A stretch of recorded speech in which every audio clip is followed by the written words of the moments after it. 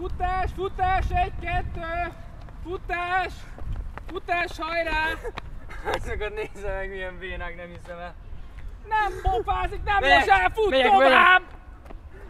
Te, Peti, szerintem tuti megnyerjük a foci meccset. Hát az Isten is velünk van, biztosan, hogy megnyerjük. Ez hülyeség.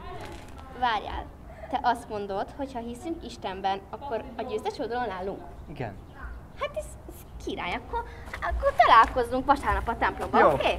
Oké. Na, akkor hellosztok! Akiket pedig eleve elrendelt, azokat el is hívta, és akiket elhívott, azokat meg is igazította. Akiket pedig megigazított, azokat meg is dicsőítette. Mit mondunk azért ezekre? Ha Isten velünk, kicsoda ellenünk.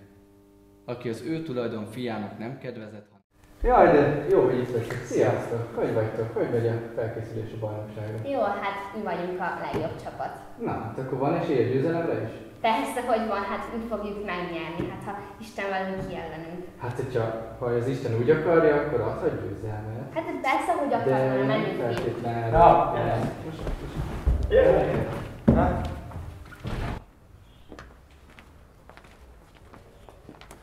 Jöttök az afterra, nem gyerekek? Ja, menjünk már. Persze. 7-kor alapozás a Deákon. Nekem jó. Én nem megyek, sziasztok, srácok.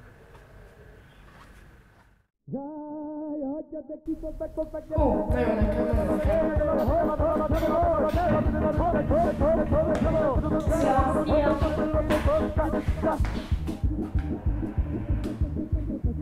Na mi van, jó a buli?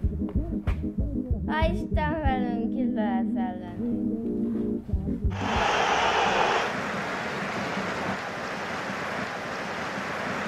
Lecsorgott a labda, itt vagyunk. Te vagy, így van. Nem tudom ki vagy, de te vagy. Zseniális megmozdulás volt. Igaz, semmi tudatosság nem volt benne. Fölismerte a lehetőséget, de kapus meg nem fogja bedobni magának. Lövés! Hüzs!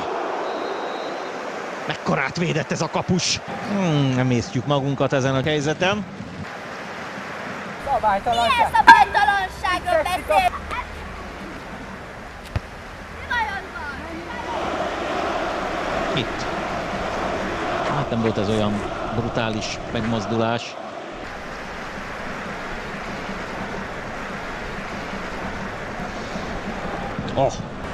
Megmerte ezt is húzni. Ez nem volt szép dolog megtámadni. Gyorsabb, mint ellenfele. A 16-oson belülre ér. Gól! Micsoda gól! Gól! Bekerült a labda a kapuba! Ez tényleg hívják! 2-0! Eldőlt! Game over! Most miért kellett szabálytalankodnod? Miattad vesztettük el a meccset. Nem miattam vesztettük el a meccset, mert én nem szabálytalankodtam, csak az a vakbíró egy szerencsétlenség. Különben is nem segített semmit az Istened. Miért várjátok el Istentől, hogy komolyan vegyen titeket? Ha ti nem veszitek komolyan őt. From the day you saved my soul.